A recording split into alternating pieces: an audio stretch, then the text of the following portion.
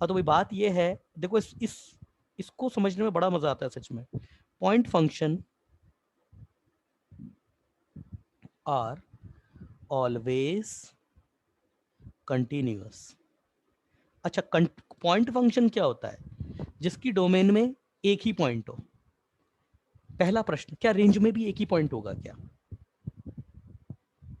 मैंने बोला point function, ऐसा फंक्शन जिसकी डोमेन में एक ही पॉइंट है, तो क्या रेंज में भी एक ही पॉइंट होगा क्या?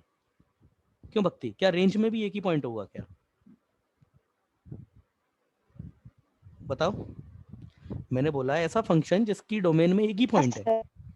अच्छा, तो क्या कोडोमेन में भी एक ही पॉइंट होगा क्या? नहीं।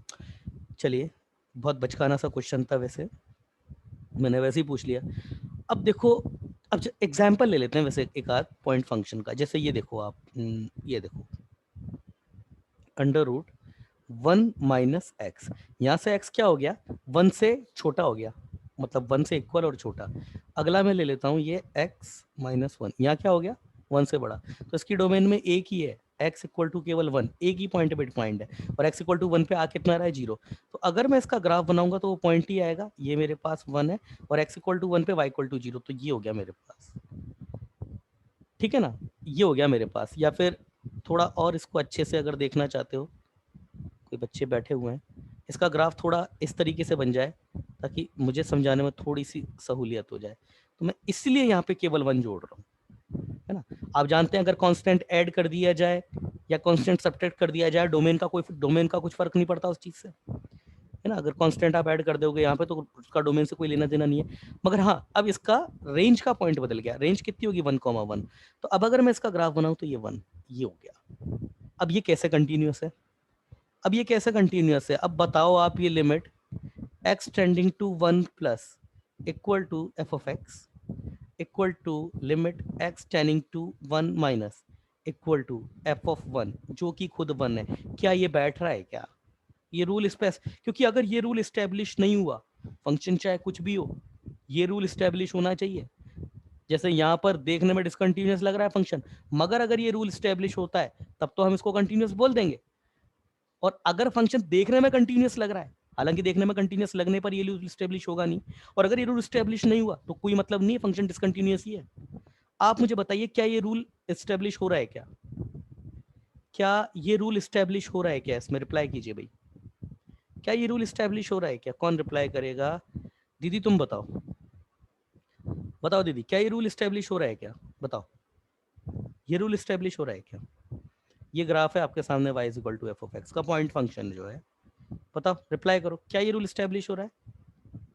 ये है ग्राफ, ये रूल स्टेब्लिश हो रहा है क्या? नहीं। नहीं हो रहा है। हाँ भाई पार्थ, तो अगर अगर स्टेब्लिश नहीं हो रहा है तो फिर तो यहाँ पे डिसकंटिन्यूअस आना चाहिए। अगर तुम ये बोलती हो ना कि सर ये रूल स्टेब्लिश नहीं हो रहा, तो फिर तुम ये कह रही हो सर ये स्टेटमेंट गलत है, ये कह रही हो तुम कहीं ना कहीं। चलो ठीक है। हाँ भाई पार्थ, आप बताओ। पार्थ, क्या ये रूल अब क्योंकि सर आपने लिखवा दिया कंटिन्यूअस है, तो ये रूल तो स्टेब्लिश करना ही पड़ेगा, और अगर स्टेब्लिश हो रहा है तो फिर कैसे स्टेब्लिश हो रहा है? बताओ, बताओ पार्थ। नहीं सर पता, नहीं पता। नहीं पता, नहीं पता। इसीलिए तो मैंने तब तुमको बोला था, इसीलिए तो मैंने तुमको उस दिन बोला था कि ये, उस दिन क्या मतलब, अभी थोड़ी देर पहले, कि ये एक ऐसा स्टेटमेंट है ना जहाँ पर स्टूडेंट तो छोड़ो, टीचर गलती कर जाते हैं। अब देखो कैसे हो रहा है। चलो पार्थ, मुझे तुम बेटा भाई एक बात बताओ, ये है तुम्हारे पास में y is equal to under root x. अब आप इसकी जीरो पर, अगर मैं बोलता हूँ जीरो पर लिमिट निकालो, limit x tending to zero, हालांकि इसमें कोई इंडिटरमिनेंट फॉर्म नहीं बन रही है, मगर फिर भी मैंने आपको जीरो पर लिमिट निकालने के लिए बोला, तो पहले तो आप बताओ क्या जीरो पर इसकी लिमिट एग्जिस्ट करेगी क्या? पहले तो इस बात का जवाब दो, क्या इसकी जीरो पर लिमिट एग्जिस्ट करती है क्या?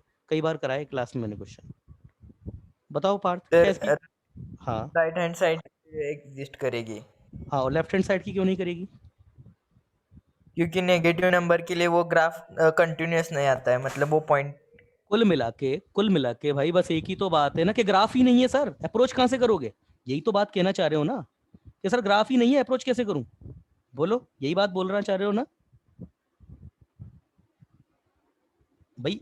राइट हैंड साइड से तो आप अप्रोच कर जाओगे, ये लो, ये अप्रोच कर गए राइट हैंड साइड से। लेफ्ट हैंड साइड पे सर ग्राफ ही नहीं है, कैसे अप्रोच करूं? यही तो बात बोलना चाह रहे हो, बोलो, जवाब दो पार्थ। हाँ सर यही। तो यही है, तो फिर यहां पर नहीं लग सकती क्या वो बात? मैंने आपको बोला राइट हैंड साइड की लिमिट पे राइट हैंड साइड से अप्रोच करो, आप बोलोगे सर ग्राफ नहीं है कैसे अप्रोच करूं? मैं कहूंगा लेफ्ट हैंड साइड से अप्रोच करो, आप कहोगे सर लेफ्ट हैंड साइड पे भी ग्राफ नहीं तो कैसे अप्रोच करूं?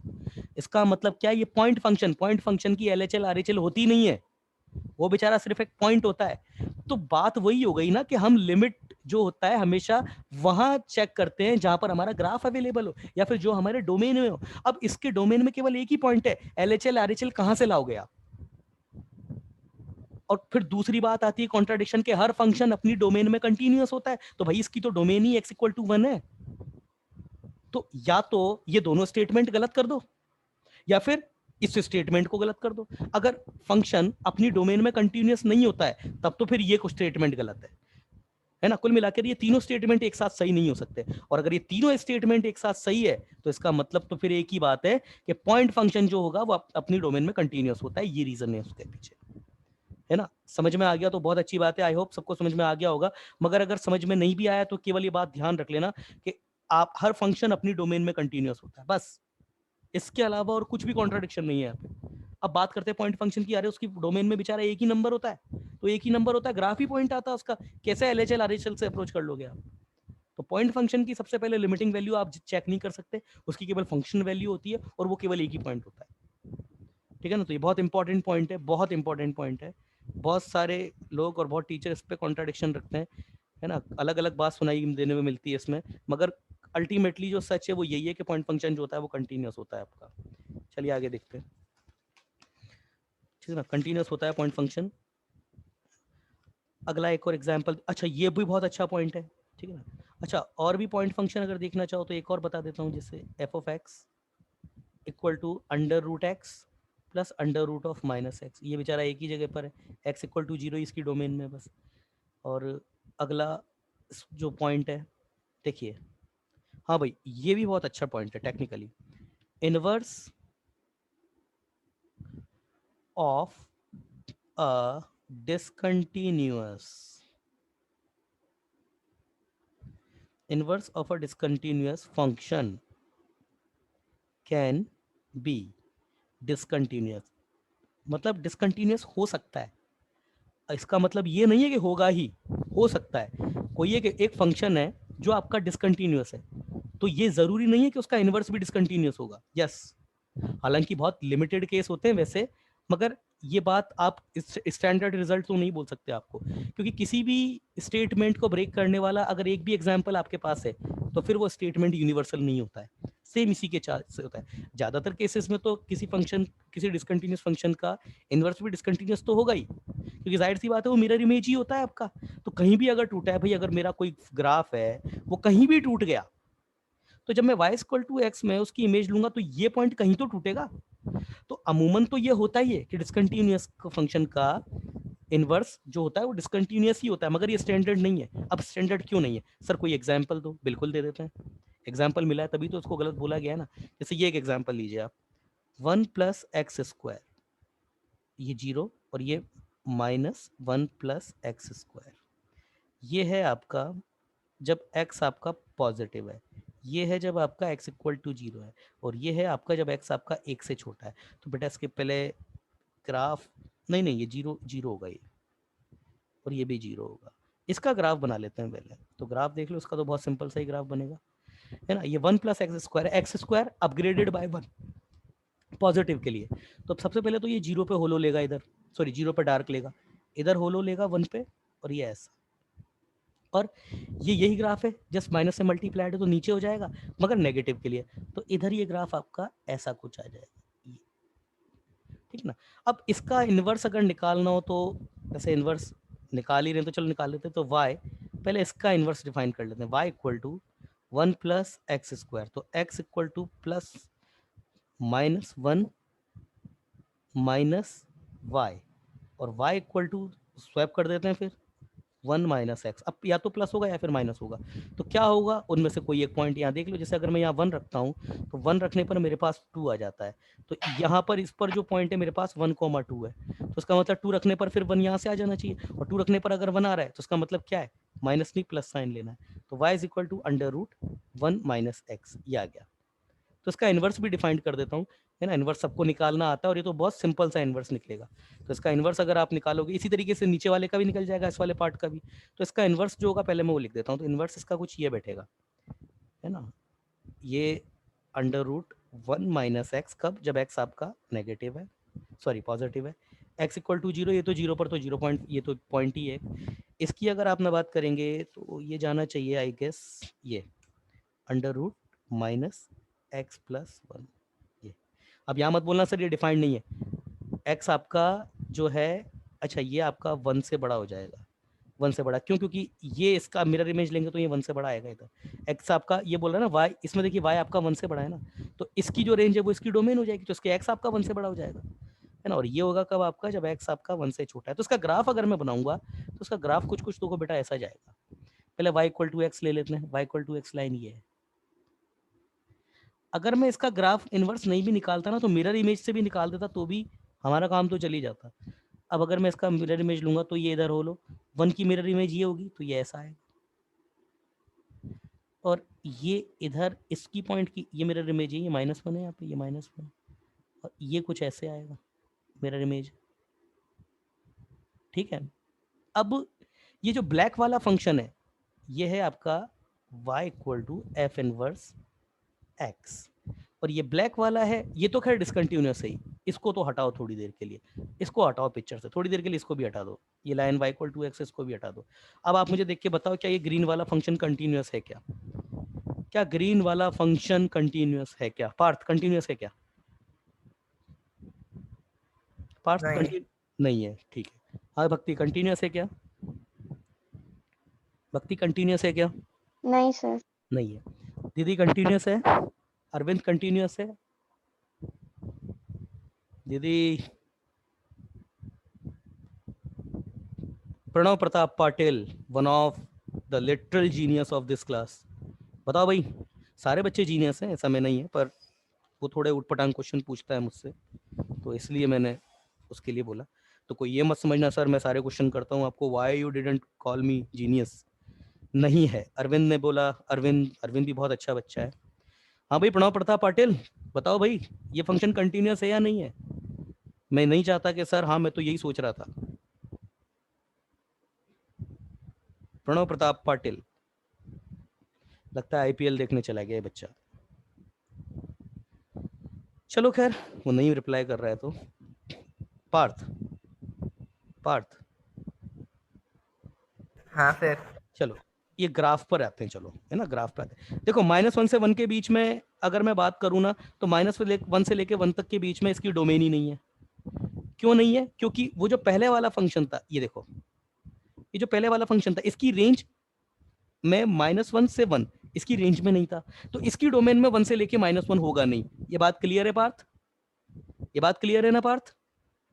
हाँ सर। अब चलो ठीक है, अब तुमने खुद बोला है अभी कि सर इसकी इसकी जो रेंज है ग्रीन वाले की, सॉरी इसकी जो डोमेन है उसमें -1 से लेकर के 1 इसकी जो है वो डोमेन में है ही नहीं, तो डोमेन में ही नहीं है तो फिर तुमने ये बात कैसे बोल दी है ग्राफ यहाँ पे कि नहीं यहाँ पे ग्राफ नहीं है इसलिए डिसकंटिन्यूअस नहीं है, पहली तो गलती ये कर दी तुमने कि तुमने ये सोचा कि सर ये ग्राफ ही नहीं है यहाँ पे, तो ग्राफ होगा कहाँ से जब डोमेन में नहीं है, तो फिर ग्राफ कैसे होगा, पहली तो गलती, इसका मतलब तो फिर ये रूट एक्स से ये भी डिसकंटिन्यूअस नहीं है फिर तो, और फिर तो पॉइंट फंक्शन भी डिसकंटिन्यूअस नहीं था। देखो ये अलग से टॉपिक बनाया गया है ना, तो उसका मतलब ये नहीं है सारी चीजें लिमिट की लगेगी, आईक्यू तो उसी लेवल का है इसमें भी, मगर हाँ इसकी जो टेक्निकल स्ट्रेटेजीज थी क्वेश्चन करने की वहां पर सारा लिमिट लग जाता है, यहाँ पर आईक्यू लगता है। अब देखो बात सुनो, पहली चीज तो ये तुमने गलती करी कि सर आपने ये देखा कि सर इसका ग्राफ -1 से पहले है और 1 के बाद में, 1 से लेकर -1 के बीच में ग्राफ ही नहीं है, तो सर डिसकंटिन्यूअस हो गया। अरे कैसे डिसकंटिन्यूअस हो गया, -1 से लेकर के 1 उसकी डोमेन में नहीं है, पहली चीज। अच्छा सर सर डोमेन में भी नहीं है, अब सर आपका वो जो मैथमेटिकल फॉर्मूला है क्या, कि R H L equal to L H L equal to functional value होना चाहिए, चलो वो भी देख लेते हैं, वो भी देख लेते हैं। इधर देखो पार्थ, अगर मैं मेरे पास जो डोमेन है उसमें बोल रहा हूँ, मैं अगर 1+ की बात करूँ, 1+ की बात करूँ, 1+ की, तो ये है मेरे पास RHL। अप्रोचिंग वैल्यू क्या है बताओ? 1+ पर अप्रोचिंग वैल्यू क्या है? बोलो पार्थ, क्या है? बोलो पार्थ, 1+ पे अप्रोचिंग वैल्यू क्या है? बोलो। 0। 0 है। LHL 1 -1, LHL देखना पड़ेगा तो यहाँ 1 माइनस पे नहीं, 1 माइनस मतलब 1 से पहले नहीं देख सकता मैं, मुझे -1 से पहले देखना पड़ेगा। बोलो LHL कितनी है? बोलो। 0। 0। अब ये दोनों कहाँ अप्रोच कर रहे हैं उसके लिए मुझे इस पॉइंट पे आना पड़ेगा। बताओ ये 0 पर फंक्शनल वैल्यू कितनी है? बोलो कितनी है? 0। 0। Functional value, functional functional value equal to 0। हो गया? हो गया? हाँ समझ में आई सर। पार्ट? तो ये कंटिन्यूअस है डिसकंटिन्यूअस है? फिर ये कंटिन्यूअस है। समझ में आई बात पार्थ? समझ में आई भक्ति दीदी, प्रणव प्रताप हाँ पाटिल, सर। उदय, समझ में हाँ आई बात? सर। है ना, ये इतना इजी नहीं है देखना। हाँ देखो सर। हाँ। यहाँ देखो, गलती गलती देखो बेटा क्या है। सबसे पहली बात जो तुमने गलती करी, तुमने सबसे पहले तो ये गलती करी, तुमने 1+ पे लिमिटिंग वैल्यू देखी, 1 कैसर 1- पे। अरे 1- पे ग्राफ ही नहीं है भाई। अब 1- पे नहीं है तो कहाँ है? अगला जहां से ग्राफ हो रहा है वहां की लिमिटिंग वैल्यू देखो, ये रहा। अब इन दोनों लिमिटिंग वैल्यू की फंक्शनल वैल्यू कहां से लाई? ये रहा बीच में बैठा, ये बीच में बैठा। समझ में आया ना बात आपको? ये -1 से लेकर के 1 आपकी डोमेन में ही नहीं है। -1 से लेकर के 1 आपकी डोमेन में ही नहीं है, मतलब -1 से 1 नहीं, 0 डोमेन में है। ये देखो 0 पे अलग से उसने डिफाइन कर रखा है फंक्शन, 0 डोमेन में है, मतलब -1 से लेकर 0 और 0 से लेकर के 1 तक के बीच के नंबर आपकी डोमेन में ही नहीं है, तो वहां आप ग्राफ देख ही नहीं सकते। तो ये भी एक स्पेशल केस होता है कंटिन्यूटी का। और ये आप नहीं, अगर मैं किसी भी बच्चे से पूछता ना तो वो यही बोलता है यहाँ पे कि यस ये फंक्शन डिसकंटिन्यूअस है, जबकि ये फंक्शन डिसकंटिन्यूअस है, फंक्शन कंटिन्यूअस है। 1+ पे RHL हो जाएगी, 1 - 1 - पे LHL हो जाएगी, और इसकी फंक्शन वैल्यू जो आएगी वो 0 पर। क्यों? क्योंकि इन दोनों के बीच में यहीं पे ही है, अप्रोचिंग वैल्यू यहीं पे देखनी पड़ेगी आपको। ये फंक्शन आपका कंटिन्यूअस है, फंक्शन आपका कंटिन्यूअस है, बिल्कुल कंटिन्यूअस है, कोई प्रॉब्लम नहीं है इसमें। चलिए, हाँ भाई, किसी को कोई समस्या है तो प्लीज, क्योंकि ये थोड़ा दिमाग को घुमा देने वाला स्टेटमेंट है। किसी को कोई समस्या है, कुछ बात कोई करना चाह रहा है, या कोई अपना कोई आर्ग्यूमेंट देना चाह रहा है तो प्लीज बोलिए, जवाब बताइए भाई। किसी के पास कोई आर्ग्यूमेंट है देने के लिए तो भाई बताइए, अदरवाइज इसको हटा रहा हूँ, फिर मैं नेक्स्ट पेज टर्न करूंगा। फिर बताइए।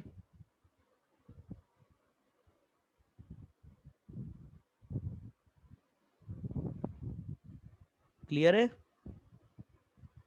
चलिए, और भक्ति क्लियर है?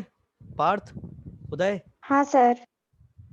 पार्थ, उदय, समीक्षा, समीक्षा क्लियर है?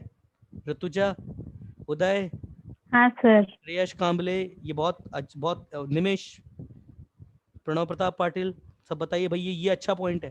किसी को भी कोई समस्या हो तो बताइए। नहीं है, इसको क्लियर नहीं है भाई, अरविंद को क्लियर नहीं है। चलो अरविंद, मुझे पता था ना कि यहाँ पे बच्चों को प्रॉब्लम आएगी, मुझे पता था, इसीलिए मैंने फिर पूछ लिया। देखो भाई, आपको क्लियर नहीं है, देखो देखो भाई, क्या नाम है तुम्हारा? अरविंद। मैंने पहली चीज तो ये, पहले तो ये डिसकंटिन्यूअस क्यों है, आप क्या सोच रहे हो पहले तो बात। सर देखिए, यहाँ पर 1 है, 1 आपका डोमेन, पहले तो 1 डोमेन में नहीं है। क्यों 1 डोमेन में नहीं है? क्योंकि इसकी रेंज में भी नहीं था। या फिर इधर से देख लो, 1 आपका इसकी जो रेंज है ये आपका x 0 से बड़ा है, तो 0 से बड़ा है तो ये 1 से बड़ा होगा, तो यहाँ आपका x 1 से बड़ा होगा। तो सबसे पहले आपका इसकी डोमेन क्या है फंक्शन की? इसकी डोमेन है आपका x आपका -∞ से -1 यूनियन 0 एक एलिमेंट रहेगा, फिर यूनियन 1 से लेके इनफाइनाइट, ये है इसकी। पहले तो ये समझिए, ये तो डोमेन है। अब आपने इसकी लिमिट अप्लाई करिए, आरएचएल एलएचएल देखिए। आरएचएल आप देखोगे कहां से देखोगे? 1+ पर देखोगे। 1+ पर आपके पास आरएचएल कितनी आई? 0, 0 पर आ रहा है। अब एलएचएल, एलएच आप 1- पर तो देख नहीं सकते। क्यों? क्योंकि 1- पे आपके पास ग्राफ ही नहीं है, और जब 1- पे आपके पास ग्राफ ही नहीं है तो पक्की बात है आप एलएचएल देख नहीं सकते। अब एलएचएल आप कहां से देखोगे? ये रहा एलएचएल -1 पे, तो -1 पर आपने एलएचएल चेक करी, वो भी 0 पे आ रही है। अब ये इधर 0 पे आ रहा है, ये इधर 0 पे आ रहा है, बीच पर ये जो पॉइंट, फिर इसके बीच में जो दोनों के बीच में जो पॉइंट है, देखिए पहले तो ये देखो, मैं ये बात बोल रहा हूं ना आपको कि मेरा एक फंक्शन ये कंटिन्यूअस है x = a पर, तो मैंने कैसे बोला? ये x = a ये देखो, ये x equal to a domain में था, a प्लस भी डोमेन में है और a माइनस भी डोमेन में है, तो a प्लस पे अप्रोचिंग वैल्यू, a माइनस पे, और ये देखो a प्लस a माइनस तीनों डोमेन में, a प्लस पे, ध्यान देना अरविंद, मैं ये इसको कंटिन्यूअस क्यों बोल रहा हूं, a प्लस पे अप्रोचिंग वैल्यू, a माइनस पर approaching value equal to functional value of a। अब बात करो इसकी, ये रहा 1, ये रहा -1, ये इधर से आ रहा है ऐसा, ये कुछ तो भी इधर से ऐसे आ रहा है ऐसा, और ये अब सेम चीज यहाँ पे इसकी डोमेन में क्या है, 0 है, 1 प्लस है और 1 -1 माइनस है। तो मैं क्या देखूं, जब मैं ए पर अगर मैं इसकी डिसकंटिन्यूटी चेक कर रहा था, तो ए पर मैंने कैसे देखा, ए प्लस पर, ए माइनस पर, ए प्लस पर, ए माइनस पर अप्रोचिंग वैल्यू एफ ऑफ ए होनी चाहिए। तो अगर मैं 0 पर देखूंगा तो 0 माइनस पर अप्रोचिंग वैल्यू नहीं देख सकता, क्यों, कि 0 0 0 प्लस और 0 माइनस मेरे पास डोमेन में ही नहीं है भाई, डोमेन तो ये है ना, माइनस इनफाइनाइट से -1 यूनियन 0, और फिर उसके बाद 1 से इनफाइनाइट। 0 पर अगर मेरे को अब कंटिन्यूटी चेक करनी है तो 0 प्लस पे लिमिटिंग वैल्यू नहीं देख सकता, किस पे देखनी पड़ेगी, 1 प्लस पर। एलएचएल कहां देखनी पड़ेगी, -1 माइनस पर, और फंक्शनल वैल्यू कहां से देखनी पड़ेगी, 0 पर।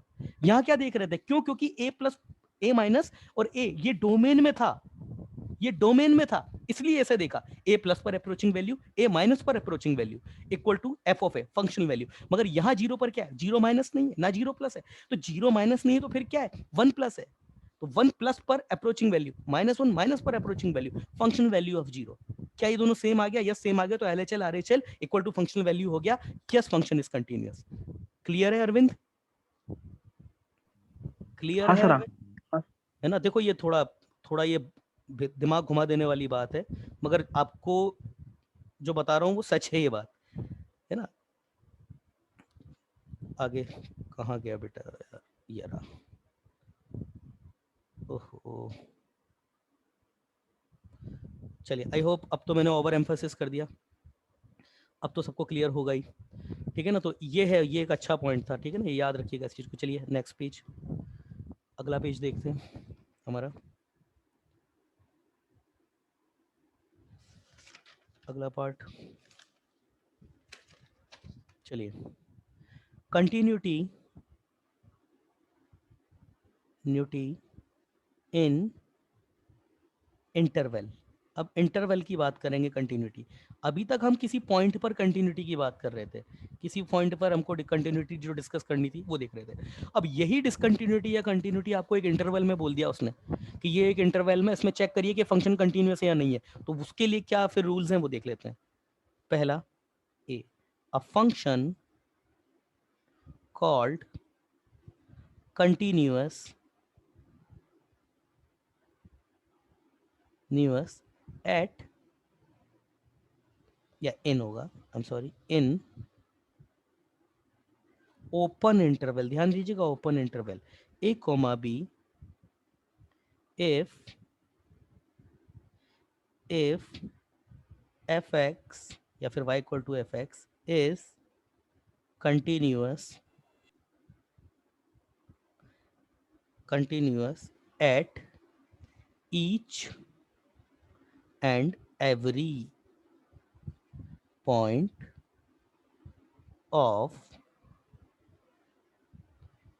Belongs to A comma B. अब ये तो कोई बड़ी बात नहीं है भाई, सर ये क्यों लिखवाई, सिंपल सी बात है, अगर आपके पास ये ए है और ये बी है, आपको ओपन इंटरवल में, मतलब ये कोई ग्राफ है और ये ओपन इंटरवल, यहाँ पर भी नहीं चेक क्लोज किया, यहाँ पर भी, इसके बीच में अगर आपको पूछा कि बताओ भी फंक्शन कंटिन्यूअस है क्या, तो इसका सिंपल सी बात है कि ग्राफ है, अगर ग्राफ बन रहा है उसमें तो कहीं भी ब्रेक नहीं होना चाहिए, अगर ब्रेक नहीं होना चाहिए तो यस ये क्लोज इंटरवल में कंटिन्यूअस है, तो कोई बहुत बड़ी बात नहीं है ये। तो प्रॉब्लम आती है क्लोज इंटरवल में, क्लोज इंटरवल में क्या प्रॉब्लम आती है वो देख लेते हैं।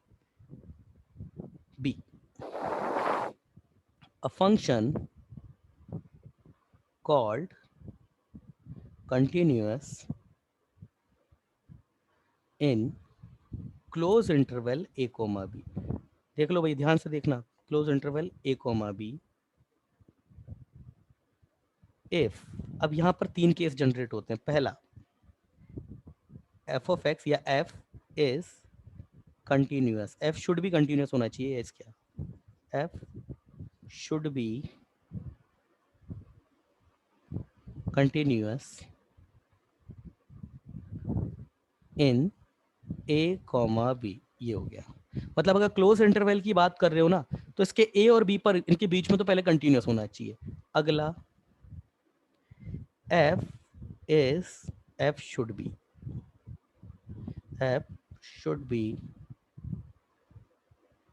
F should be right continuous. Right continuous का मतलब ये होता है कि केवल राइट हैंड लिमिट एग्जिस्ट करती हो और वो फंक्शनल वैल्यू के बराबर हो जाए। F should be right continuous at x equal to a, x equal to a पे राइट कंटिन्यूअस, सच दैट, इसका मतलब क्या है, limit x tending to a plus f of x, ये आपके पास एफ ऑफ ए की जो फंक्शन वैल्यू है उसके बराबर होना चाहिए, और ये फाइनाइट नंबर होना चाहिए, फाइनाइट नंबर या फिर फाइनाइट क्वांटिटी, कुछ भी। अगला एफ शुड बी, बहुत अच्छे क्वेश्चन बनते हैं इसके ऊपर भी, should be left continuous, should be right continuous और आएगा बेटा, यहाँ पे कंटिन्यूअस लिखना भूल गया, अब लिख देता हूँ, राइट कंटिन्यूअस ना, should be right continuous at x equal to b such that limit x tending to a b minus b minus f of x equal to f of b equal to a finite number, a finite number, बस हो गया। अब क्या मतलब है इस चीज का, थोड़ा देख लेते हैं। चलिए, ये सपोज ये ग्राफ है, ये ए है आपका, ये बी है। अब मुझे चेक करना है ये इस पॉइंट पे। अब देखिए, मेरे को चेक करने के लिए क्या बोला उसने, ए कोमा बी, तो वही चीज फंक्शन अपनी डोमेन में कंटिन्यूअस होता है। तो अगर डोमेन में कंटिन्यूटी चेक करनी है तो आप बताइए। मैं सबसे पहले तो वो आपके ओपन इंटरवल, मतलब यहां से लेके ये ओपन और यहां तक, इसमें तो पहले ग्राफ जो है वो कंटिन्यूअस होना चाहिए। अब बात करें ए की, तो ए पर आप केवल इसकी राइट हैंड लिमिट चेक कर सकते हैं, मतलब ए पर राइट हैंड साइड से आ सकते हैं, इधर से। एलएचएल में आने के लिए है ही नहीं कुछ आपके पास।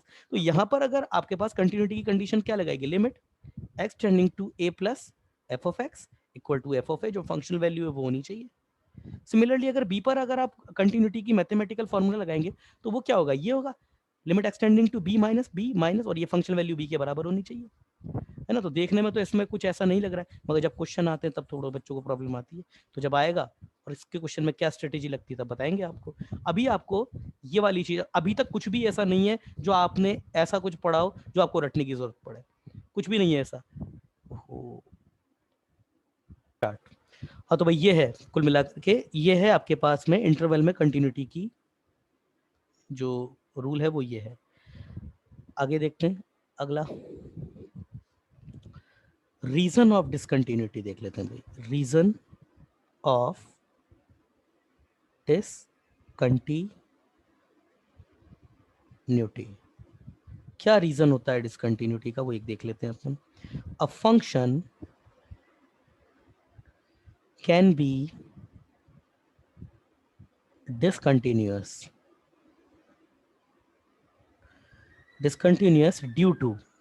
ड्यू टू अब ये भी वही सब बातें हैं, due to the following result, the following result. अब आप इसको लिखाने की वैसे जरूरत नहीं है। क्या क्या हो सकते हैं डिसकंटिन्यूटी की, देखो, लिमिट एग्जिस्ट कर जाए मगर फंक्शनल वैल्यू के बराबर ना हो, एक तो ये है रिजल्ट। दूसरा, लिमिट ही एग्जिस्ट ना करे, लिमिट एग्जिस्ट ना करे तो फिर बात, ये तो खैर बहुत क्लियर सा केस है, लिमिट ही एग्जिस्ट ना करे। तीसरा, लिमिट भी एग्जिस्ट, मतलब ये इस तरीके से हो जाए, ये केस कौन सा है, लिमिट तो एग्जिस्ट कर गई मगर अलग अलग आ रही है, तो फंक्शनल वैल्यू आपकी कुछ भी हो, कुछ फर्क नहीं पड़ता उस चीज से। तो एक तो ये रीजन हो गया, एक ये रीजन हो गया। तीसरा, लिमिट ही एग्जिस्ट नहीं करी, मतलब इनफाइनाइट पर जा रही है कुछ इस तरीके से, तीसरा ये रीजन होता है। तो ये तीन रीजन हो सकते हैं आपके पास में डिसकंटिन्यूअस होने के, तो इन तीनों को लिख लेते हैं लैंग्वेज वाइज, कुछ भी ऐसा नहीं है इसमें। पहला, limit x tending to a not f of x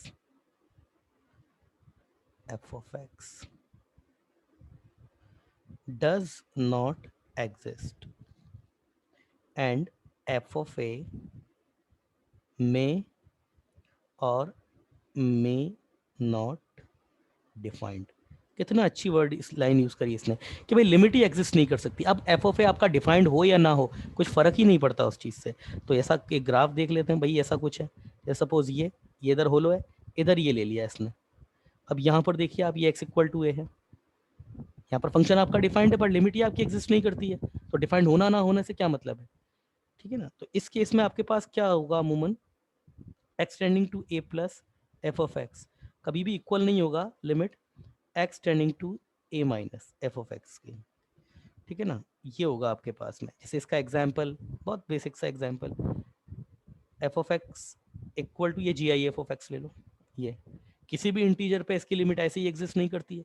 her integer पे इसकी L H L R H L अलग अलग आती है। आप जानते हैं ग्राफ स्टेप फंक्शन होता है, यहाँ से लेकर के ये वन तक, ये वन पे इधर ले लेता है वो लोग, इधर ये टू पर फिर इधर आ जाता है ये टू पर। तो देखिए टू पर भी L H L R H L अलग है, हर इंटीजर पे ऐसा ही कुछ करता है ये, है ना। ये एक्स का है। और दूसरा बहुत है, सिग्नम है। एग्जाम्पल एक और लें तो f of x equal to signum, signum किसी का भी ऑफ एक्स का भी ले लो तो भी आप जानते हैं जीरो पे इसकी जो है वो कंटिन्यूस होता है। और भी है f of x equal to x upon one minus x, इसकी तो खैर बात ही क्या करें। एक्स इक्वल टू वन पर ये प्लस माइनस एच इफेक्ट दिखाएगा, मतलब पॉजिटिव इनफाइनाइट और नेगेटिव इनफाइनाइट पे जाएगा। तो इसकी तो खैर बात ही नहीं करनी, क्या बात करें इसके बारे में, ठीक है ना। आगे चलते हैं, टाइप्स ऑफ डिसकंटिन्यूटी में आगे चलते हैं। Yes, let move another page please. Yes, check what the next reason can be responsible.